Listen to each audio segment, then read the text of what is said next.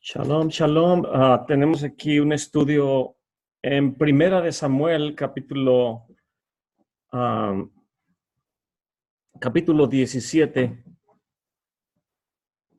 Y este capítulo ya entramos un poco más en la relación que es de la famosa historia del rey David luchando con Goliat, el gigante. Y voy a comenzar a leer lo que dice la escritura en Primera de Samuel capítulo 17. Dice el verso 1: y los filisteos juntaron sus ejércitos para la guerra y se congregaron en Soco, que es de Judá, y asentaron en el campo entre Soco y Aseca, en Efes Damnim. Y también Shaol y los hombres de Israel se juntaron y asentaron el campo en el valle del Alcornoque y ordenaron la batalla en contra de los filisteos. Verso 3: y los filisteos estaban sobre un monte de una parte e Israel estaba sobre el otro monte de la otra parte, y el valle estaba en medio de ellos.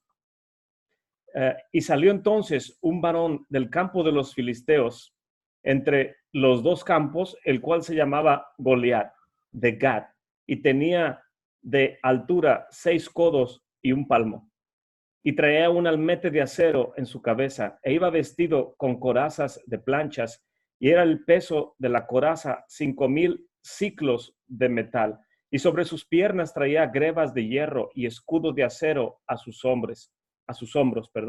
El asta de su lanza era como un enjullo de telar, y tenía el hierro de su lanza 600 ciclos de hierro, e iba su escudero delante de él. Amén. Entonces, hasta aquí podemos imaginar esta escena de lo que está pasando aquí en este valle, donde se juntan las dos naciones para poder entrar a pelear unos contra los otros. Y aquí tengo en el estudio una lámina donde viene Aseca y Soco, y en la parte inferior derecha podemos ver que está localizada estos lugares. Están hacia el lado oeste, hacia el mar Mediterráneo. Podemos ver en el mapa que el mar Muerto está ahí del lado derecho, y en el cuadro rojo es donde se encuentran estos pueblos, Aseca y Soco. Ahí es donde está tomando lugar esta batalla que están preparándose para librar entre el pueblo de Israel en contra de los filisteos. E inmediatamente después de darnos la información, el profeta Samuel, quien es el autor de este libro, de darnos la ubicación, dónde están ubicados, inmediatamente abre la narrativa mostrándonos o presentándonos al gigante o al filisteo, un varón del campo de los filisteos, el cual se llamaba Goliat de Gad. E inmediatamente nos empieza a describir las características de este hombre Goliat. Y para poder imaginarnos, en ese tiempo, los filisteos utilizaban a este hombre Goliat para podernos mostrar que era su armamento poderoso, es como su tanque de guerra que ellos tenían. Y la escritura nos dice la altura de este hombre Goliat. Dice la escritura que tenía una altura de 6 codos y un palmo. Y si recordamos, la medida del codo es desde la punta de la mano hasta el codo. Son entre 40, casi 50 centímetros. Si lo multiplicáramos, si fuera en su máxima extensión 50 centímetros, sería alrededor de 3 metros de altura lo que medía este Goliat, el gigante. Y 6 codos y un tefac. Un tefac es un palmo. Esta era la altura total de este gigante. Y dice que traía un almete de acero en su cabeza, traía su casco y traía vestido con corazas como planchas. Quiere decir que su armadura de él no era como las armaduras que se utilizaban en el medievo, cuando peleaban una persona sobre un caballo con lanza contra lanza, que su armadura era muy pesada, muy rígida. En este caso, la armadura de Goliat estaba hecha a base de pequeñas piezas entrelazadas unas con otras, como si fuera un tipo escamas, es el nombre que en hebreo nos dice. Toda su armadura era como un tipo escamas, y el tratado Nidá, en el folio 51b16, la Guemará pregunta: pero ¿por qué el misericordioso, bendito sea su nombre, escribió en la Torá que tendrán aletas y espinas? Se está refiriendo a los peces del mar que son kosher para consumo. Dice, ¿por qué él menciona que este tipo de peces tendrán aletas y espinas? Dice, para enseñarnos de él el casqueset, que es lo que cubre totalmente el cuerpo. Se traduce como las escamas. ¿Y de dónde derivamos que el casqueset denota que es como ropa? Es decir, escamas que cubren todo el cuerpo, como cuando alguien se cubre, en lugar de aletas.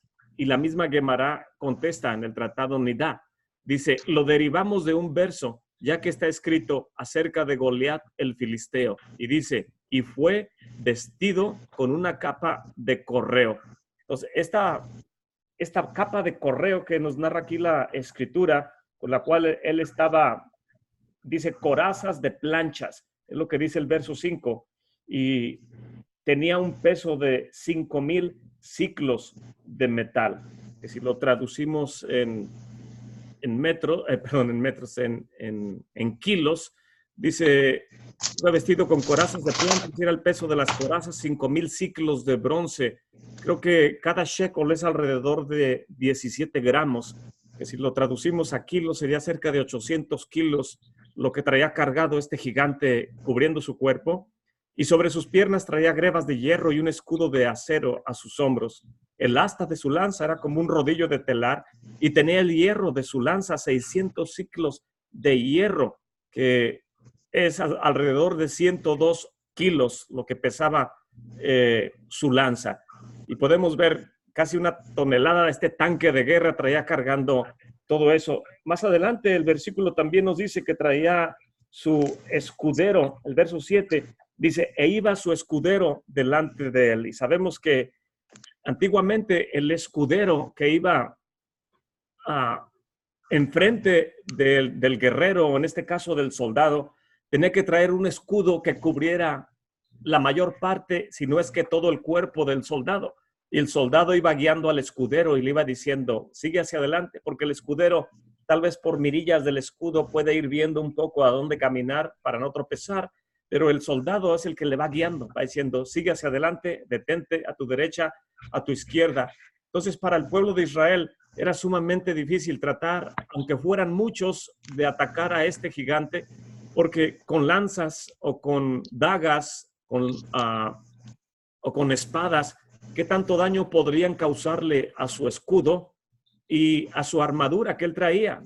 Estaba bien equipado y bien protegido con su armadura y con su, en este caso, su escudero que va protegiéndole con el escudo, valga la redundancia.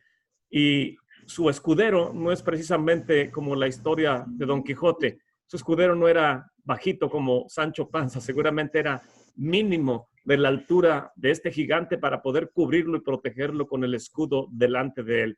Entonces no era fácil cuando este hombre se ponía enfrente del ejército de Israel y los amenazaba y diciéndoles, traigan a uno de sus soldados, y si él me derrota, vamos a ser sus esclavos. Y los intimidaba constantemente. Entonces, esta es la escena que nos está narrando el profeta acerca de las amenazas de este hombre Goliat. Otro punto importante a notar acerca de Goliat es que Goliat, si recordamos en la narrativa del libro de Ruth, cuando murieron los hijos de Ruth, uno de sus hijos estaba casado con, de Noemí, una de sus hijos estaba casado con Ruth, y otro de sus hijos estaba casado con Orfa, y Orfa decide regresarse y Ruth decide permanecer con su suegra Noemí. Pues la Guemará nos explica acerca de este gigante Goliat, que es precisamente descendiente de Orfa. Y aquí viene a enfrentarse con un descendiente de Ruth, que es la historia de David y de Goliat. Estas dos jóvenes que eran las nueras de Noemí, sus descendientes ahora están enfrentándose o a punto de enfrentarse en el campo de guerra, uno peleando por el pueblo de Israel y otro en contra del pueblo de Israel. Ahí podemos ver la diferencia entre la declaración de Ruth: tu pueblo será mi pueblo, tu Elohim será mi Elohim. Donde tú mueres, yo moraré, y como tú mueras, yo moriré. Y de ahí viene el rey David, quien va a enfrentarse a este descendiente de Orfa, que Orfa decidió volverse a su territorio y terminó engendrando a este tipo de descendientes que son enemigos del pueblo de Israel. Voy a seguir leyendo. Este gigante, dice el verso 8, y se paró y dio voces a los escuadrones de Israel, diciéndoles: ¿para qué salen a dar batalla? ¿No soy yo el filisteo y ustedes los siervos de Shaol? Escojan de entre ustedes un hombre que venga en contra de mí. Aquí lo que está tratando de hacer, intimidando este gigante al pueblo de Israel, les está diciendo: yo soy el filisteo, porque en el pueblo de Israel siempre se corría la voz de que un filisteo había matado a los hijos de Elí. Un filisteo estaba siempre causando estragos en contra del ejército de Israel, el filisteo. Y Rashi nos explica en su comentario en el Sefer Shamuel, en el libro de Shamuel, que lo que está diciendo Goliat literalmente es: yo soy el que mató a los hijos de Elí. Yo soy el que tomó el arca cuando peleé contra el pueblo de Israel. Si recordamos, la Gemara nos explica que cuando estuvieron iniciando la guerra, los filisteos contra el pueblo de Israel, Goliat logró capturar el arca del pacto, pero un joven soldado de la tribu de Benjamín, dice Primera de Samuel 4:12, un hombre de Benjamín corrió en el campamento. Este era Shaol, quien caminó 60 miles ese día, no sé cuánto es miles, pero él había estado en el campamento y cuando escuchó que las tablas de la Torá habían sido capturadas con el arca, él fue y la arrebató de las manos de Goliat, y entonces vino y trajo todo delante de Elí, el Cohen Gadol.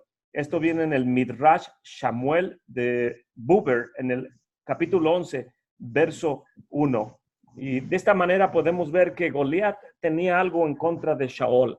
Él dice: aquel joven que me arrebató, aquel joven alto que ahora es el rey de Israel, si es su rey y está alto y es muy sabio y es muy modesto y me arrebató las tablas de la Torá y el arca que yo había tomado capturado, entonces, ¿por qué no sale y se enfrenta a mí?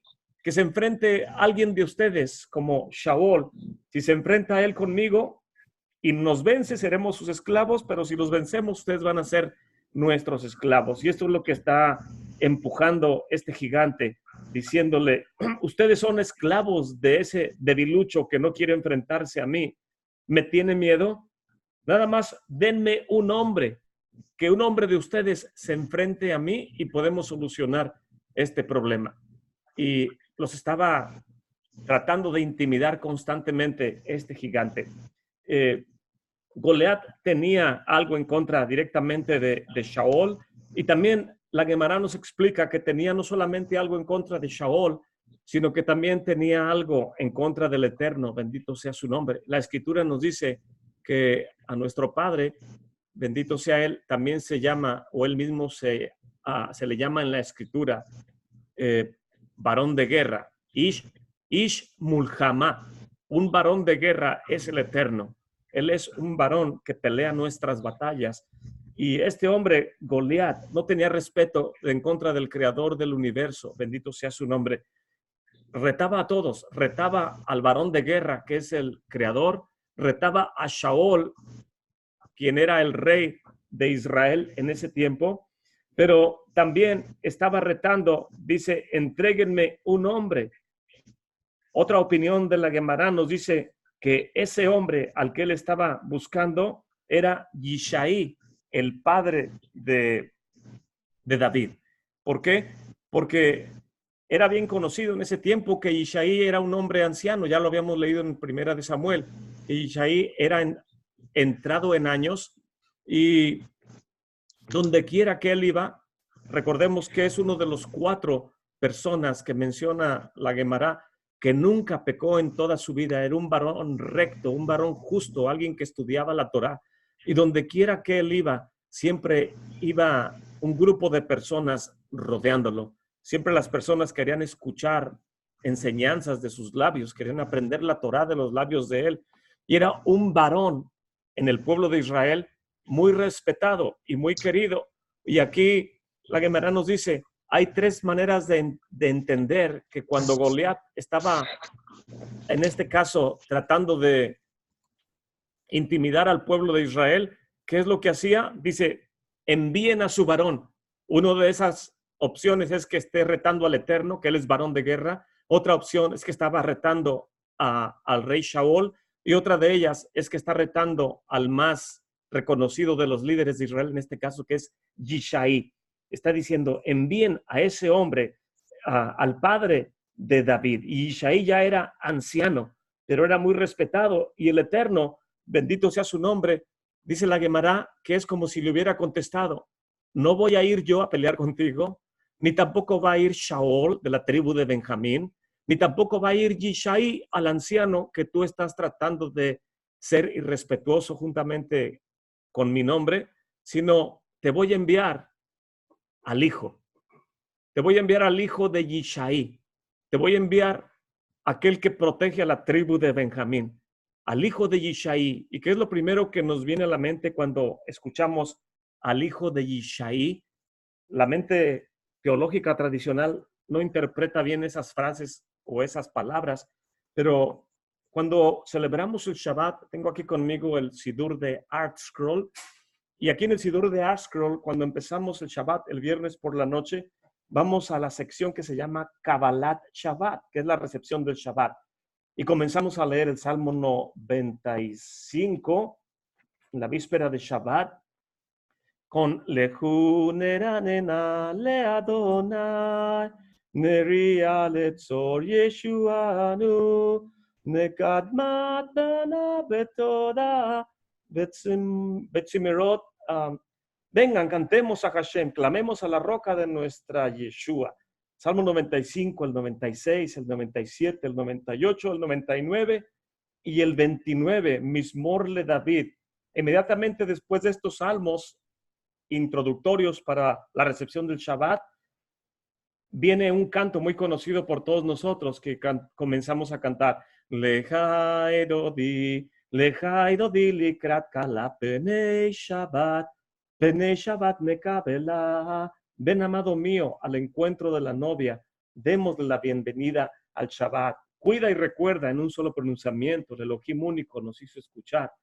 Vienen diferentes párrafos con diferentes ilustraciones espirituales acerca de la bienvenida del Shabbat. Oh santuario del rey, ciudad de nobleza, sacúdete el polvo. Se refiere a la santa ciudad de Jerusalén. Anímate, anímate, pues tu luz ha llegado. Levántate y resplandece. Y en el antepenúltimo párrafo dice, a diestra y siniestra te extenderás majestuosa y lo harás el poder de Hashem a través del descendiente de Peretz. Y aquí hace una alusión, directamente al descendiente de Peretz. Recordemos que Yehuda, cuando viene a tener intimidad con su nuera Tamar, porque no le quiso entregar al más joven de sus hijos, y todos sus hijos estaban muriendo porque ninguno era digno de esta justa mujer llamada Tamar, que significa palmera, que una palmera puede ser doblada por muchas circunstancias, por tormentas, pero su tronco no se rompe porque su raíz está tan profundamente arraigada como la altura del tronco de la palma. Y esta joven, siendo humillada y habiendo perdido a sus esposos, no le entregan al joven menor de los hijos de Judá y tiene que vestirse de una manera que Nosotros lo interpretamos que se desvistió, pero en realidad estaba vistiéndose. Los sabios de Israel nos dicen que Judá nunca había visto su rostro porque había tanta modestia en ella que aunque cuando era esposa de sus hijos, ella no dejaba que le vieran su rostro. Entonces, ¿qué es lo que hace? Simplemente se descubre su rostro cuando se pone al camino para que venga Judá, y él no la conocía, no podía reconocer a esta joven Tamar. Pero de ella nacen Peretz y Será. Y recordemos que cuando saca su mano, uno de ellos le ponen un hilo rojo, etcétera. Entonces, de ahí viene la descendencia del Mesías. Y esto es muy interesante en la narrativa. Vamos a tratar de verlo al final del capítulo 17, pero a través del descendiente de Peretz, entonces hallarás la alegría y la dicha. Aquí nos está hablando directamente al iniciar Shabbat que el Mesías es el descendiente de Peretz. Y aquí el Eterno le está diciendo a Goliat, no te voy a enviar a Shaol, tampoco te voy a enviar al anciano Yishai, pero te voy a enviar al Hijo del Hombre. Tú estás pidiendo un hombre, te voy a enviar al Hijo del Hombre. El libro de Daniel nos habla de esta frase, Hijo de Hombre. Todas las veces que la frase Hijo de Hombre aparece, cuando el Eterno le habla, por ejemplo, a alguno de los profetas y le dice, Ben Adam, hijo de Adán, hijo de hombre, ve y háblale a este pueblo. Siempre menciona a Adán como la ascendencia donde venimos todos los seres humanos, pero en el libro de Daniel dice, y vi aquí a uno como hijo de hombre, y es la única vez en todo el Tanaj donde dice Bar Enoch, hijo de Enoch en arameo, y este es uno de los nombres de el Mesías. Dice, y miré uno como hijo de hombre, al cual era entregado poder, reino, majestad, etcétera, etcétera. Entonces, el Hijo del Hombre es uno de los nombres del Mesías. Y aquí el Eterno le está diciendo a Goliat, no te voy a enviar al padre, a Yishai, no voy a ir yo, ni tampoco va a ir Shaol, te voy a enviar al hijo de Yishai, de Beit Lehem, al hijo de Peretz. Directamente le está diciendo a este hombre que parecía vestido como escamas, que representa al Leviatán, ¿sabes quién te va a derrotar? El Hijo del Hombre. El hijo de Yishai, de Beit Lehem, él es el que puede destruir toda amenaza que viene contra el pueblo de Israel. ¿Cómo se le llama al Mesías? Mesías, a Yeshua ben David. Yeshua, el descendiente o el hijo de David, aquel que derrotó al gigante, porque de ahí viene el que establece un reino inconmovible, aquel que regirá con vara de hierro a las naciones. Y el Eterno está diciendo, te voy a enviar al hijo de ese hombre, al Ben Yishai de Beit Lehem, a David. Y así es de que podemos recordar en la narrativa que Yishai envía a su hijo David a que vaya a ver el campo de batalla, a ver cómo están sus hermanos, y los hermanos comienzan a preguntarle que qué está haciendo ahí. Lo vamos a ver un poco más adelante, pero lo que está haciendo ahí David, ahorita lo voy a hablar con más detalle. Voy a seguir leyendo. Y dice, escojan entre ustedes un hombre, Haish, un hombre que venga contra mí. Y si él pudiera pelear conmigo y me venciere, entonces nosotros seremos sus esclavos. Y si yo pudiera más que él y lo venciere, ustedes serán nuestros esclavos y nos servirán. Y añadió el filisteo, hoy yo he desafiado al campo de Israel. Denme un hombre, denme Natanli Haish, denme un hombre que pelee conmigo. Sigue repitiendo una y otra vez, denme un hombre, hay un hombre, denme un hombre, que no hay un hombre entre ustedes. Y cuando lo escuchó Shaul y todo Israel, estas palabras del filisteo, se conturbó y se conturbaron todos y tuvieron grande temor. Verso 12, hace acto de presencia David. David hace acto de presencia y dice la escritura al verso 12, y David era hijo de aquel hombre efrateo de Beit Lehem de Judá, cuyo nombre era Yishai, el cual tenía 8 hijos, y era este hombre en el tiempo de Shaol, anciano y de grande edad entre los hombres. Y los 3 hijos mayores de Yishai habían ido a seguir al rey Shaol en la guerra, Y los nombres de los 3 hijos que habían ido a la guerra eran Eliab, el primogénito, el segundo Abinadab y el tercero Samá. Y David era el menor, el octavo. Siguieron pues los 3 mayores a Shaul.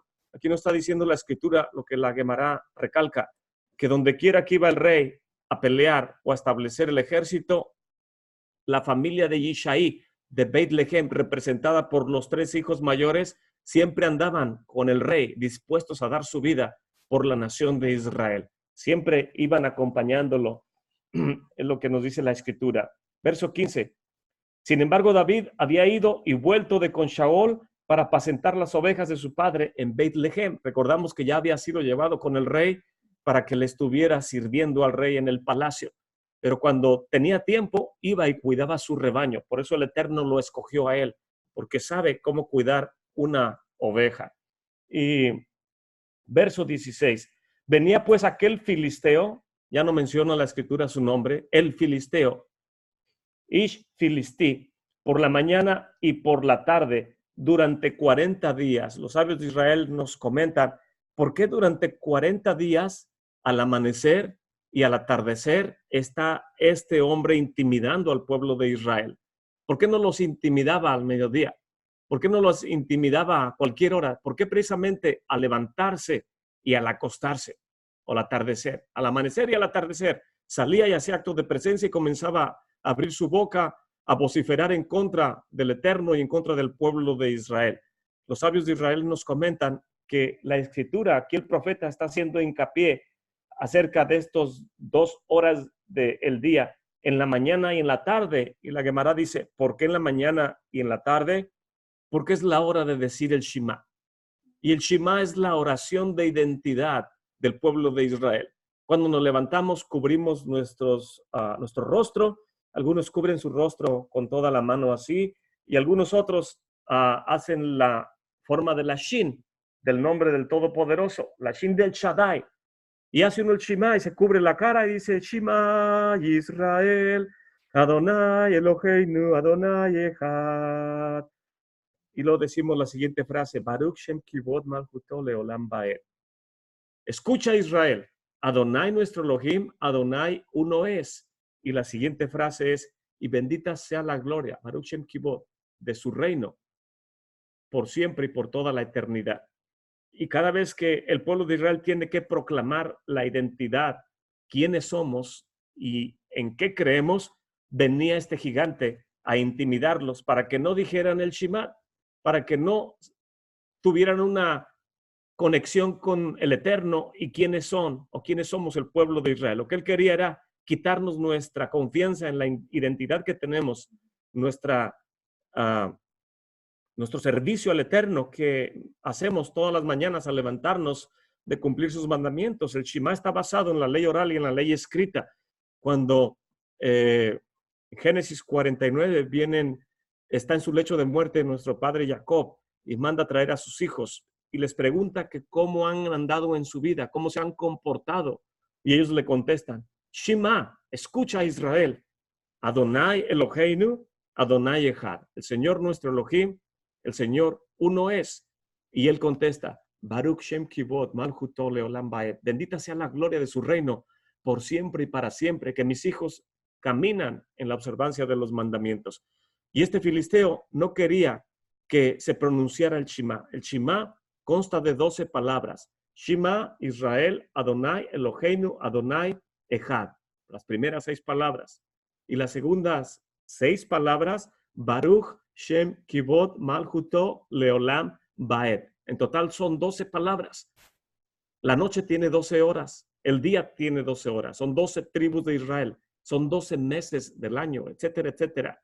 Y todo el Shema, lo que representa el Shema y la identidad del pueblo de Israel, este filisteo incircunciso quería intimidarlos para que no proclamáramos nuestra identidad y poder infringir temor en la mentalidad de todo, en este caso el ejército de Israel que estaba tratando de encarar a los filisteos. Y por eso dice la Gemara que en la mañana y en la tarde, durante 40 días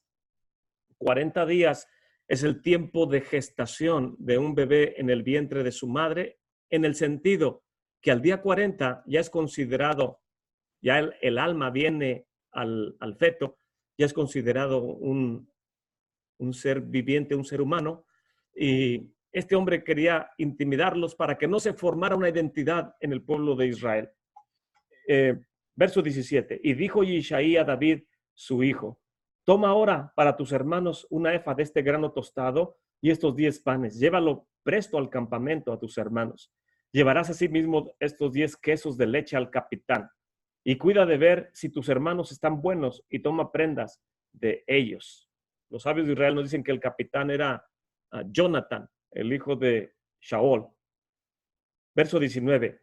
Y Shaol y ellos y todos los de Israel estaban en el valle del Alcornoque peleando con los filisteos.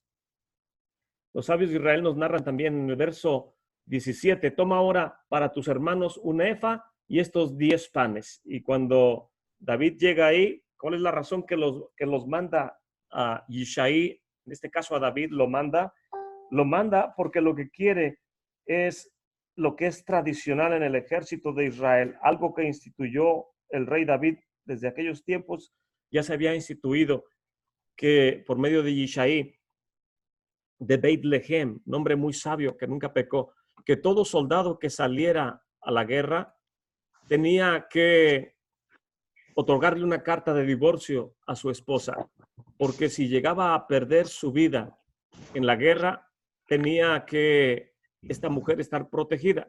De otra manera, no podría casarse con nadie si no estaba separada. Y es por esa razón también que cuando David contrae nupcias con Betsabé, o cuando, no contrae nupcias, perdón, cuando llega a acercarse a ella ya estaba legalmente separada del soldado de Urías, eteo, que estaba peleando guerra a favor del reino de Israel. Entonces, literalmente todos los soldados, creo que hasta el día de hoy, dan una carta de divorcio a su esposa cuando se enlistan en el ejército, por si acaso no regresan. De acuerdo a la Torá, la joven tiene que estar cubierta.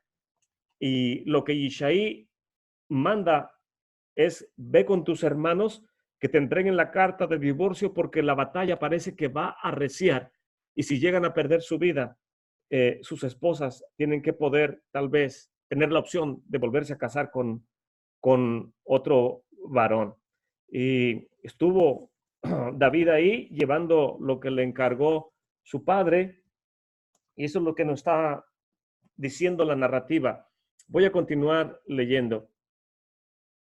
Levantándose pues David de mañana, en el verso 20, y dejando las ovejas al cuidado de un guardia, se fue con su carga, como Isaí le había mandado, llegó al atrincheramiento del ejército, el cual había salido en ordenanza y tocaba alarma para la pelea, porque así los israelitas como los filisteos estaban en ordenanza, escuadrón contra escuadrón.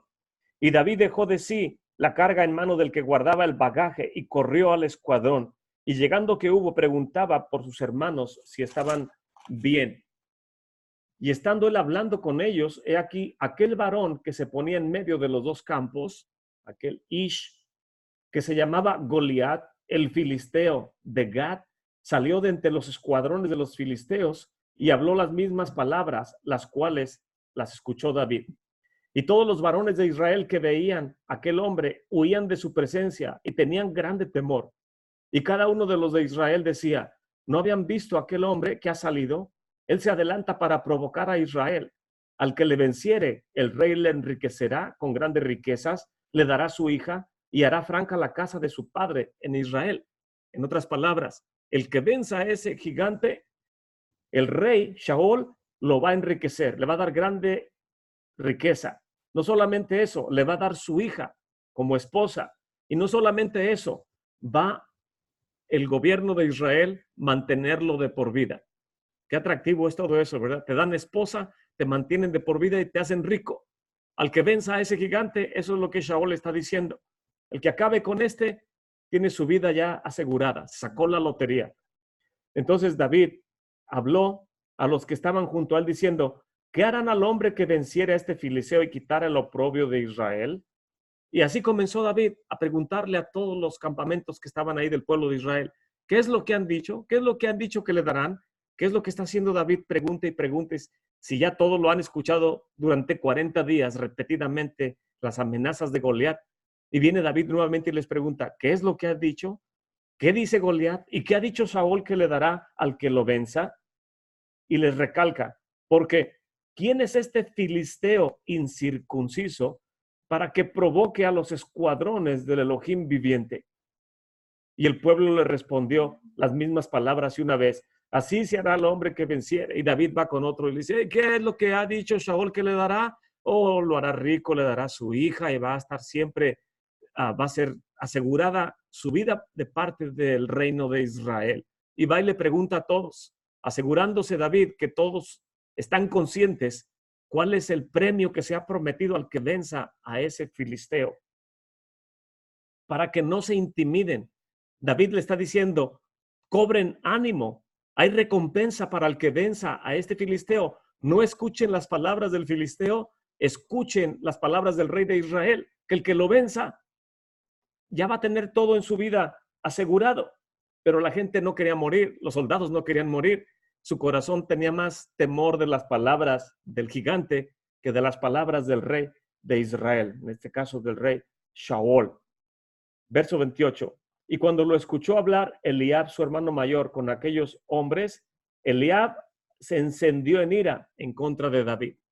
Y recordamos la clase pasada que Eliab, siendo el mayor de los hijos de Isaí, cuando llegó y se puso delante del profeta Samuel, cuando él fue a ungir a David, el Eterno le dice, este no es.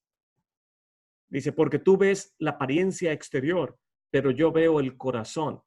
¿Y qué es lo que había en el corazón de Eliab? Que el Eterno lo desechó. Los sabios de Israel dicen que había ira en el corazón de Eliab.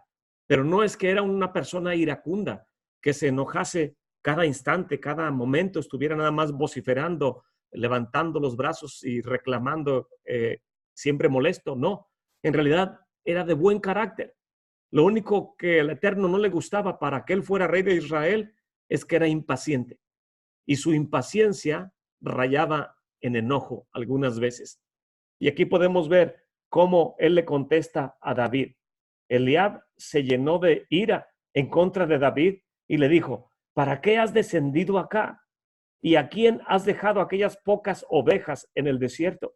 Yo conozco tu soberbia y la malicia de tu corazón, que has venido para ver la batalla, nada más por curioso has venido. ¿Para qué dejas tus ovejas ahí abandonadas? Nada más vienes a ver la batalla. Y David le responde, ¿y ahora yo qué he hecho? ¿No son estas puras palabras que salen de tu boca? No tienes razón para hablarme de esa manera. ¿Por qué me hablas así?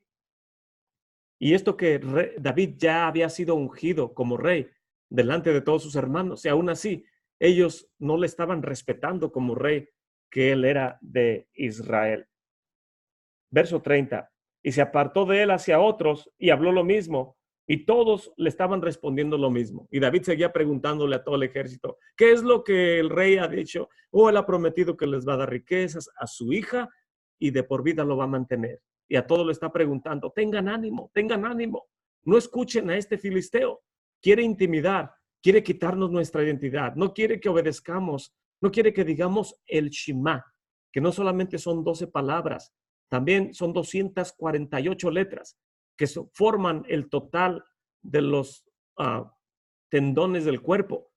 Este filisteo quiere que todo tu cuerpo desfallezca, que te llenes de temor, que estés como un muerto delante de él, que pierdas tu identidad como hijo del Elohim viviente y que no puedas pelear por tu familia, ni por tu territorio, ni por tu nación, ni por el reino de Israel.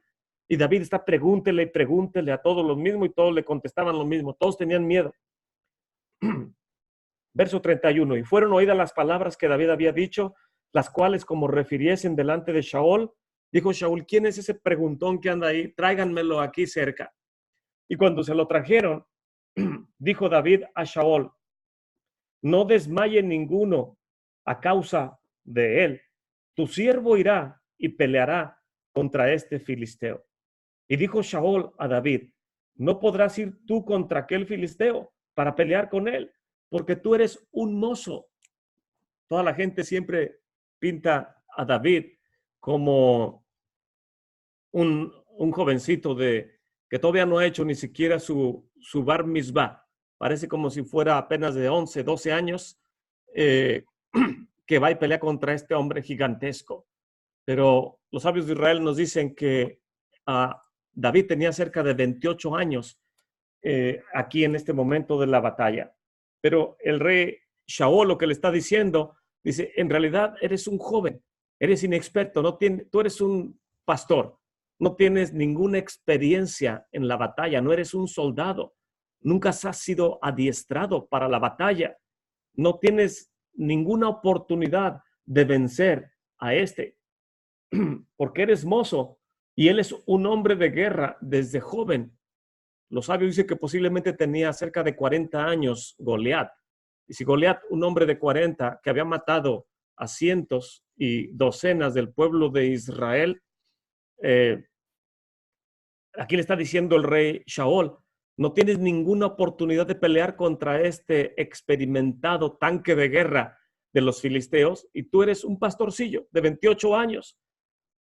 Verso 34, y David le responde a Shaol, tu siervo era pastor en las ovejas de su padre y venía un león o un oso y tomaba algún cordero de la manada y salía yo detrás de él y lo hería y lo libraba de su boca y si se levantaba contra mí, yo le echaba la mano de la quijada y lo hería y lo mataba.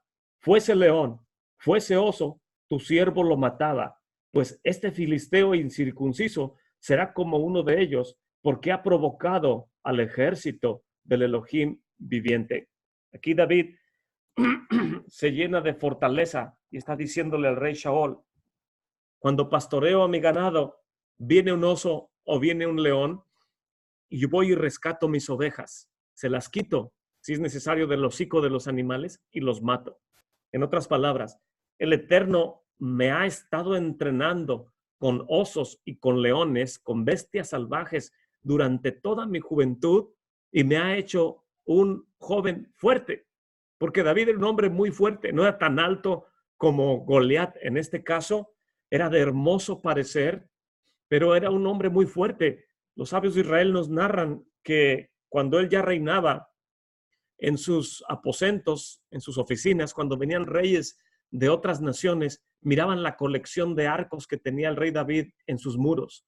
Y entre la colección de sus arcos tenía arcos de bronce, arcos de metal. Normalmente los arcos son hechos de madera muy dura. En una ocasión tuve el honor que un amigo mío me regaló un arco. Le pregunté yo qué tenía en esa caja y dijo, es un arco con el que voy de cacería cada año. Y le dije, oh, nunca había visto un arco. Dijo, te lo voy a enseñar. Y cuando lo sacó, el arco era de 2 piezas, era de fibra de vidrio este arco. No era de los arcos de polea modernos de hoy en día, pero era un arco de los tradicionales. Era como de 1,5 metros de largo y se unía en el centro con un tornillo de aluminio. Y cuando ya uno ponía las 2 partes juntas, se lo tiene uno que poner entre sus piernas y en la parte trasera agarrar una de la orilla. En la parte inferior que tiene en sus pies uno le pone la liga con la cual se tensa y en la parte de la espalda jala uno la otra parte para poder hacer esfuerzo y enganchar el tensor en las 2 puntas. Y cuando la gente veía los arcos de David que estaban colgados en la pared y los arcos entre ellos decían, ¿en verdad creen ustedes que hay alguna persona que pueda flexionar estos arcos de metal, estos arcos de bronce? Y la Gemara nos explica que cuando David los escuchaba, que ellos decían que nada más eran de adorno, él entraba al cuarto, tomaba uno de los arcos y les decía, ¿puede alguno de ustedes intentar doblar este arco? Y ellos decían, es imposible, nadie puede tensar esos arcos. Y David tomaba el arco y lo flexionaba y la gente quedaba asombrada de la fuerza que tenía el rey David. El rey David, cuando toma a Bethsheba la noche, salió a su balcón porque escuchó un ruido, dice la Gemara, y vio un ave en la oscuridad de la noche que estaba revoloteando en su balcón. Y cuando él sale con su arco y ve que el ave comienza a volar, a alejarse de su balcón, él toma la flecha y le dispara. La potencia de la flecha, junto con el ave y todo, fue a incrustarse en una tienda que estaba en el barranco, en la parte inferior donde vivían todos sus oficiales. Él vivía en la parte superior de la ciudad de David y en el barranco, en la parte de abajo, vivían sus oficiales, los fuertes de David. Y ahí la flecha con todo y el enorme animal que mató con la potencia fue y tumbó un cobertizo, una tela que estaba ahí, y cuando la tumbó estaba Betsabé ahí lavándose el pelo. No estaba desnuda, simplemente se estaba lavando su cabello. Y cuando David ve que había una mujer que se asustó y cayó de espaldas por lo que sucedió con la flecha y con el animal que cayeron encima casi de ella, envía a uno de sus oficiales y dice, ve y revisa si hay una persona herida, porque le disparé a un ave y no supe si hería a alguien con mi flecha. Él sabía la potencia que tenía su arco cuando él disparaba. Y cuando van y ven a Betsabé, dicen, es la mujer de Urías, pero está bien, no le pasó nada. Dicen, quiero hablar con ella y disculparme, tráiganla. Y cuando la llevan y él la puede ver, es cuando la conoce y ve la hermosura de esta mujer, y ahí es donde pasó el error, uno de los grandes errores de David, que le dijo al Eterno, pruébame, Señor, pruébame. Quiero ser como Abraham, Isaac y Jacob. Y el Eterno dijo, te voy a probar. A ellos no les dije, ellos pasaron la prueba, pero a ti te voy a probar y te voy a decir con qué, con tentación de mujeres, y no vas a pasar la prueba. Y el rey David no pasó la prueba.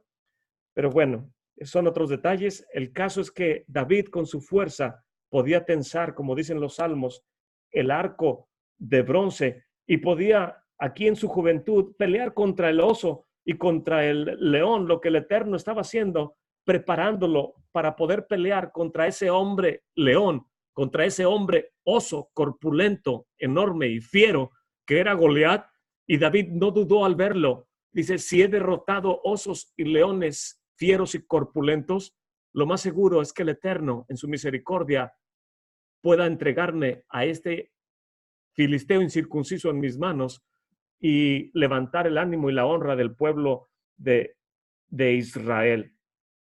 Y aquí es lo que está él presentándole inocentemente sus credenciales a Shaol. Dice el verso 37, y añadió David, que el Eterno, que me ha librado de las garras del león y de las garras del oso, él también me libre de la mano de este oso filisteo, de este león filisteo. Y dijo Shaol a David, ve y el Eterno te acompañe. Solamente 2 personas han arriesgado su vida para poder traerle un bien al pueblo de Israel. Los sabios de Israel nos narran que esas 2 personas son la reina Esther y el rey David, que se les pide que hagan algo por el bien de Israel sin saber ellos que posiblemente no van a ser salvos, posiblemente pierdan su vida al hacer este acto de fe heroico por salvar a la nación de Israel. Solamente la reina Esther, cuando viene con Mardochai, Mardochai dice, entra y habla con el rey. Y ella dice, si el rey no te llama en 30 días, nadie puede entrar porque puedes perder tu vida si entras sin permiso. Y Mardochai le dice, de todas maneras vas a morir. Si entras o no entras, no creas que vas a salvar tu vida. Y el Eterno se va a proveer de otro vehículo para salvar al pueblo de Israel, porque el pueblo de Israel vive y vive para siempre. Entonces, Mardochai se le mostró que por medio de Esther, si era elegida como una de las jóvenes que podían entrar con Ahasverosh, que por cierto, este es uno de los perversos que originalmente fue los que iniciaron los famosos concursos de belleza. Ahasverosh, siendo un hombre detestable, dicen los sabios de Israel, hacía concursos de belleza nada más para elegir a una joven y desechar a las demás. Dicen los sabios en la Gemara que este perverso nada más quería a la más hermosa joven para estar con ella una noche. Y tenía cientos de jóvenes para estar con una de ellas cada noche y después las desechaba. Cuando una joven está con un rey como Ahasverosh, ya no puede estar con nadie más. Lo que hacía era destruirle la vida a estas jóvenes.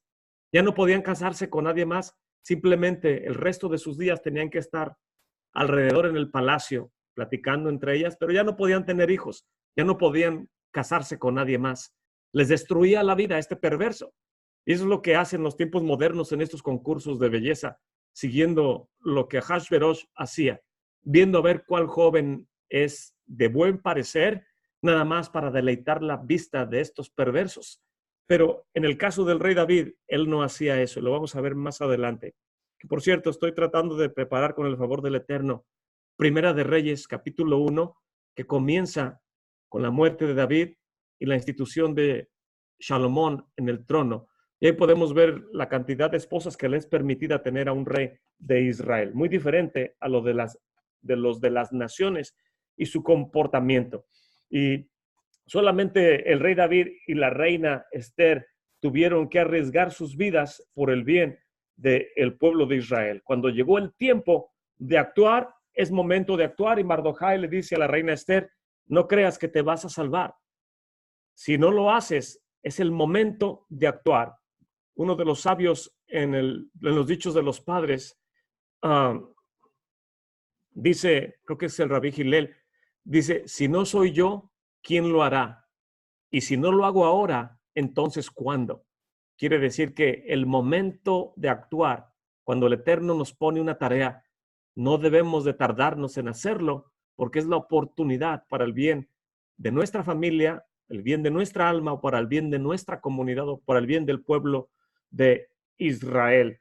Y ellos arriesgaron su vida sin saber qué pasaría más adelante, pero lo hacían en fe y por amor y por obediencia al nombre del Eterno. Algunos de los rabinos comentan acerca de la acción valerosa de David, diciendo: ¿se imaginan qué acto tan grande de desconsagración del nombre del Eterno, que David venga y nada más vocifere y empiece a hablar, y que hubiera sido muerto por Goliat?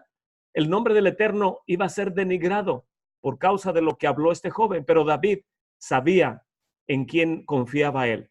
Él tenía una relación íntima con el creador del universo, bendito sea su nombre, y por eso él se atrevía a hablar de la manera que él hablaba. Mucha gente se refiere al creador del universo como diciendo: mi rey, porque mi rey, bendito sea su nombre. Y es hermoso escuchar que el creador del universo y que el Mesías es mi rey, es mi señor, pero no deja de ser lenguaje de servidumbre. Cuando aquel hombre que dibujaba los círculos a su alrededor, nadie podía hacer que lloviera, y decían: vayan y traigan al que dibuja los círculos en el suelo, porque el Eterno le escucha a él. Y cuando lo traían a él, el Eterno escuchaba la plegaria, porque la plegaria de él decía: Padre, mira a tu hijo, mira a tus hijos, no ha llovido, necesitamos agua, envía lluvia, no me muevo de este círculo hasta que mi Padre Celestial comience a derramar lluvia desde lo alto. Y comenzaba a llegar una brisa muy suave, y él volvía a orar, dice: Padre, soy tu hijo, somos tus hijos, esta lluvia no nos va a servir para nada para la cosecha, no me muevo de este círculo hasta que traigas lluvia. Y comenzaba a la lluvia a reciar un poquito más, nada más como a mojar un poco el piso, y él decía: Padre, esta lluvia no nos va a servir para la cosecha, ten cuidado de tus hijos, tú eres nuestro padre. Entonces, la relación de un hijo con su padre es de confianza. La relación de un siervo con su rey es de servicio. Cada quien decidimos cómo nos relacionamos con nuestro Padre, bendito sea su nombre, o con nuestro rey, cómo le servimos. Pero aquí el rey David sabe quién es su Padre, sabe quién es el creador del universo, y está haciéndoselo saber. Y Shaol, cuando lo escucha, dice: ve y que el Eterno sea contigo. Verso 38. Y Shaol vistió a David con sus ropas y le puso sobre su cabeza un almete de acero y le armó de coraza. Le ciñó a David su espada sobre sus vestidos y lo probó a caminar, algo que nunca él había usado. Y dijo David a Shaol: yo no puedo andar con esto porque nunca lo practiqué. Y echando de sí David aquellas cosas, dicen los sabios de Israel en la Gemara, que cuando David se puso toda la armadura del rey Shaol, la escritura nos ha narrado que Shaol era alto y David no era tan alto, de acuerdo a lo que nos dice la escritura. Pero por un milagro del Eterno, bendito sea su nombre, la armadura, cuando se la puso el rey David, parece que encogió. la armadura se adaptó tan perfectamente al cuerpo de David que él comenzó a caminar y le quedaba perfectamente. Pero ¿por qué él no la quiso usar? Dice la Gemara que cuando él se sintió confortable con el casco y con toda la armadura y las armas de guerra del rey Shaul, volteó con él para buscar su aprobación y vio que en la mirada del rey Shaul había celo. Y David, cuando vio la mirada de celo, que Shaul sabía que él ya había perdido el reino y que iba a ser reemplazado por alguien, cuando vio a David con su armadura resplandeciente y adaptándose a este cuerpo de este joven de 28 años, lleno de fuerza y de buen ánimo, tuvo celos. Y el rey David, al ver la mirada de celos en el rey Shaul, no quiso ser tropiezo para el ungido del Señor. Y dijo, ¿saben qué? Nunca he usado estas cosas. Me siento incómodo. Y no es que se sentía incómodo, sino estaba buscando el bien de otra persona. Y prefirió quitarse la armadura para no causarle un mal a Shaul. Y dijo, quitándose todo, tomó su cayado en su mano y escogió 5 piedras lisas del arroyo y las puso en el saco pastoril y en él el zurrón que traía, y con su honda en su mano se fue hacia el filisteo. Y el filisteo venía caminando, acercándose a David, y su escudero iba delante de él. Su Sancho Panza iba delante de él y el filisteo seguramente iba diciendo 5 pasos hacia adelante, otros 5 pasos hacia adelante. Sigue caminando, no te detengas. Iba con sus enormes pies y su enorme escudo y su escudero delante de él, fácilmente y confiadamente caminando, acercándose a David. ¿Qué es lo que David dice en la escritura que hizo? La escritura dice que David corrió. David no caminó hacia él. David sabía quién era él. David sabía quién es el creador del universo. Y David sabía que este filisteo, cuando se le acercó, le dijo en el verso 44, verso 42. Y como el filisteo miró y vio a David, le tuvo en poco, porque era un mancebo, rubio y de hermoso parecer. Dijo, ni cicatrices tiene. ¿De dónde me traen a para que pelee conmigo? Hace unos días estuvo con nosotros un joven soldado de las Fuerzas de Defensa de Israel, el hermano Doron Keidar.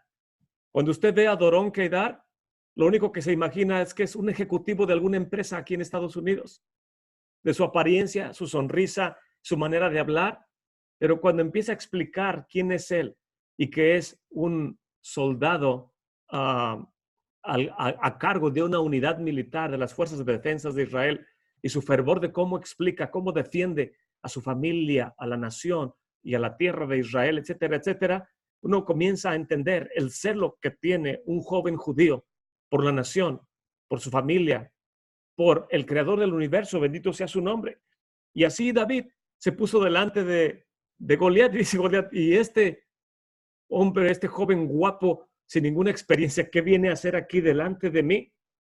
Y dijo el filisteo, ¿soy yo acaso un perro para que vengas a mí con palos? Y maldijo a David a través de sus dioses de los filisteos. Verso 44. Y dijo luego el filisteo a David, ven a mí y daré tu carne a las aves del cielo y a las bestias del campo.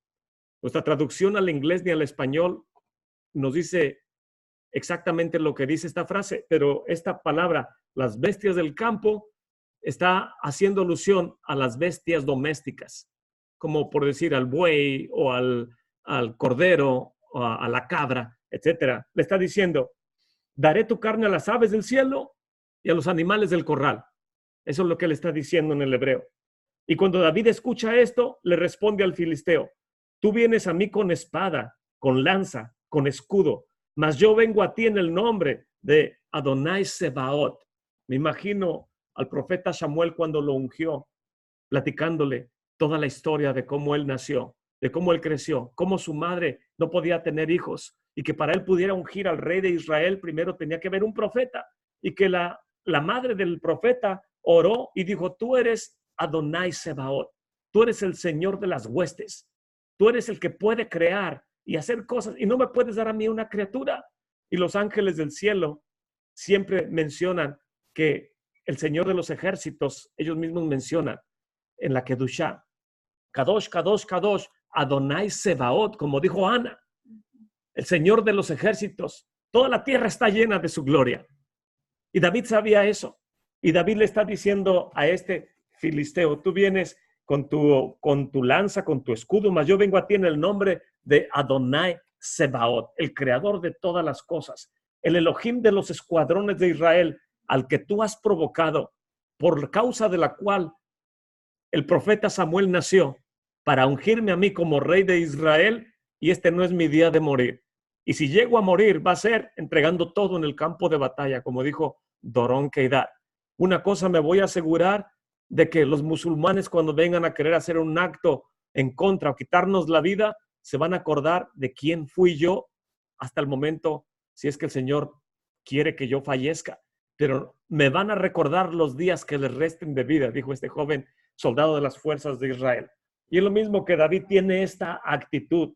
Dice, al cual tú estás provocando. Verso 46. El Eterno te entregará hoy en mi mano y yo te venceré y quitaré tu cabeza de ti y daré hoy los cuerpos de los filisteos a las aves del cielo, y David sí enfatiza, y a las bestias del campo. Y sabrá la tierra toda que hay un Elohim en Israel. La Gemara, nuevamente los sabios de Israel nos mencionan que cuando David escuchó que el filisteo le dijo a él,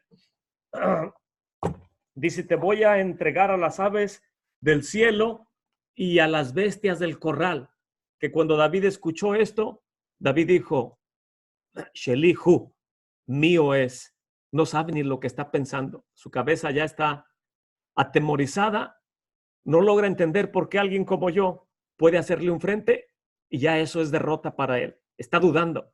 Ya es mío. Es lo que dice la Gemara que David pensó. No sabe ni lo que está hablando ni lo que está diciendo. ¿Cómo le va a entregar mi cuerpo a los animales del corral de la casa? A los animales domésticos. Este hombre no sabe ni lo que está pensando. Es mío, ya está en mis manos. Dice, y él le enfatiza, yo te voy a cortar la cabeza y voy a entregarle tu cuerpo a las aves del cielo y a las bestias del campo. Cosa que solamente se menciona cuando la escritura por medio de los profetas habla acerca del festín del Leviatán. El festín del Leviatán es cuando el Mesías viene y destruye a todos los ejércitos que se juntan con el falso profeta, con la bestia que le llaman, con el falso Mesías, y dice el libro de Apocalipsis, vengan aves, todas las aves del cielo y a todas las bestias del campo, vengan y coman carnes de capitanes, vengan, coman carnes de grandes. Esta es la festividad del Leviatán. Y aquí vemos al ungido, al rey de Israel, al Mesías, derrotando al Leviatán, al falso profeta, aquí en la narrativa de 1 de Samuel, capítulo 17. Literalmente, la Gemara nos ilustra a entender los pasajes de la Escritura para que podamos aprender no solamente historia, sino aprendamos también profecía y escatología. Dice el verso 48, y aconteció que como el filisteo se levantó para ir y llegarse en contra de David, David corrió, se dio prisa y corrió al combate en contra del filisteo. El gigante posiblemente iba caminando sabiendo que lo iba a derrotar, confiado en sí mismo. Y David, ¿qué es lo que hace? Si no tengo ningún temor de este incircunciso, el Eterno lo va a entregar en mi mano, y comenzó a correr, a enfrentarse en contra del gigante. Y metiendo David su mano en el saco, tomó de ahí una piedra y se la tiró con la honda e hirió al filisteo en la frente, y la piedra quedó hincada en la frente y cayó en tierra sobre su rostro. Lo lógico es que si le dio en la cabeza, cayera de espaldas. Pero la Gemara nos dice que el Eterno está haciendo otro milagro. Dice, así como la boca de este incircunciso habló en contra del pueblo de Israel y en contra del creador del universo, ahora esta boca va a ser callada, pegando en tierra. Hasta aquí llegó su vociferación en contra de las cosas santas, en contra del pueblo santo, y cae de frente, cae hacia enfrente en tierra sobre su rostro.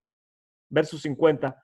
Y así venció David al filisteo con honda y con piedra, e hirió al filisteo y lo mató sin tener David espada en su mano.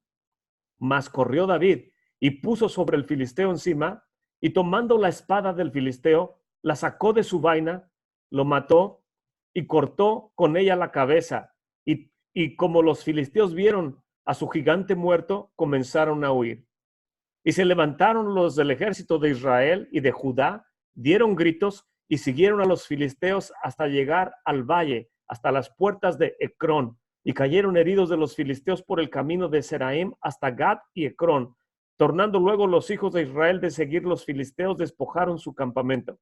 David tomó la cabeza del filisteo y la trajo a Jerusalén, mas puso sus armas en su tienda.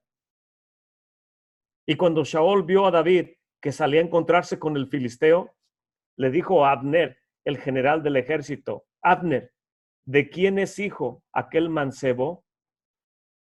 Como si no supiera quién es. Ya lo tenía en su palacio. David ya estaba tocando el arpa para él. Ya sabía que era hijo de Yishai, de Beit Lehem, pero esto no es lo que la Gemara nos ilustra. La Gemara, los sabios nos ilustran acerca de lo que está aquí el rey Shaol preguntándole al general Abner. Le está diciendo: ¿de quién es hijo este mancebo? En otras palabras, cuando Shaol sabía que David era hijo de Yishai, pero no muchos en la comunidad no tenían a Yishai como un judío kosher, porque venía de Ruth. Y entonces, aquí el celo que había en el corazón de Shaol por la persona de David comenzó a incrementarse. Y está preguntando: Abner, ¿de quién desciende este mancebo? ¿Viene de Pérez o viene de Seraj? ¿De cuál de los dos? Porque si viene de Seraj, no tengo que tener ninguna preocupación, porque la línea de reyes viene de Pérez y no de Seraj. En otras palabras, el rey Shaol le está diciendo a Abner: ve al Sanedrín e investígame de dónde viene Yishai, de dónde viene David. Quiero saber si viene de la línea de Seraj o de la línea de Pérez, para saber si tengo que preocuparme de él o no. Verso 56. Vive tu alma, oh rey, que no lo sé. Y el rey dijo: pregunta pues, ¿de quién es hijo aquel mancebo? Aquí vemos al rey de Israel mandando a su general que vaya al Sanedrín e investigue de cuál linaje es, de Pérez o de Seraj. Y cuando David volvía de matar al filisteo, Abner lo tomó y lo llevó delante de Shaol, teniendo aún la cabeza del filisteo en su mano. Y le dijo Shaol: mancebo, ¿de quién eres hijo? Y David le responde: yo soy hijo de tu siervo Yishai de Beit Lehem. David no tenía que esconder su identidad. Todo el libro de primera y segunda de Samuel, así como el libro de Ruth, fueron escritos por el profeta Samuel para establecer la identidad del rey David, que era un descendiente legítimo de la tribu de Judá y que de ahí puede venir el Mesías, Yeshua. Y por eso el libro de Lucas y el libro de Mateo comienzan dándonos la genealogía de Yeshua.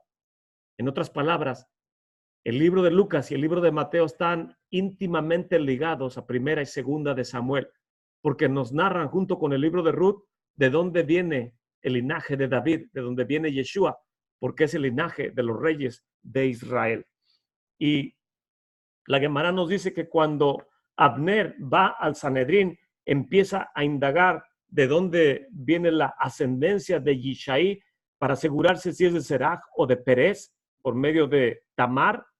Está ahí otro hombre muy estudioso que era el líder del Sanedrín en ese tiempo, que es Doeg, el edomita. Y Doeg pregunta: ¿por qué quieres saber de dónde viene Yishai y de dónde viene David?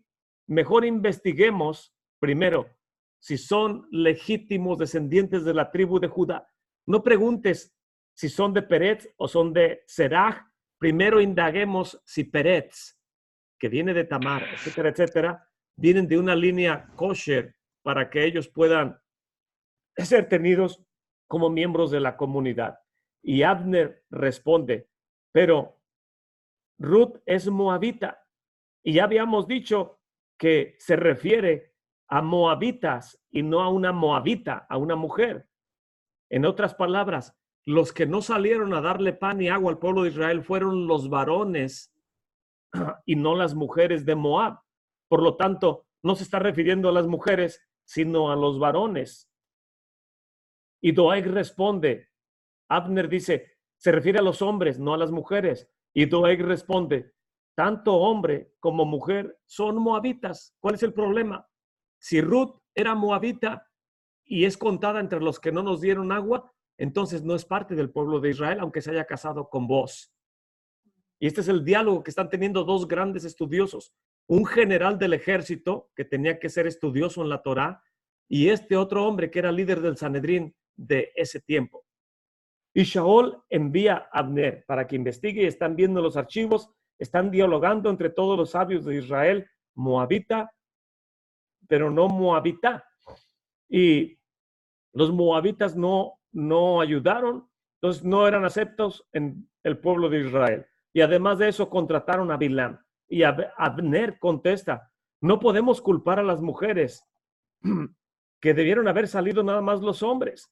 Pero Doeg contesta, entonces los hombres debieron ayudar a los hombres y las mujeres debieron ayudar a las mujeres. ¿Por qué no lo hicieron? Entonces no podemos aceptar a los descendientes de Yishai como parte del pueblo de Israel. Por lo tanto, David no es un legítimo miembro de la comunidad, su identidad no es kosher. Por lo tanto, jamás va a poder ser el rey de Israel, aunque sea de la tribu de Judá.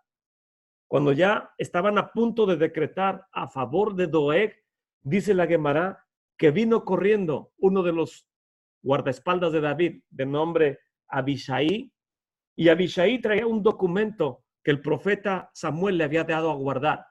Y en este documento, el profeta Samuel especifica que las mujeres moabitas no eran culpables de no salir a darle agua y pan a los miembros de la comunidad del pueblo de Israel. Y justo cuando él viene y presenta este documento que era para esa emergencia, si alguien algún día venía a poner en tela de juicio la identidad de David, el profeta Samuel le entrega a Abishai y dice, te encargo este documento para que pueda establecer que David es un legítimo miembro de la comunidad y por eso escribió el libro de Ruth, para que se establezca cuál es la ascendencia de la casa de David. Y esta es una halajá que viene desde Moshe en el Sinaí.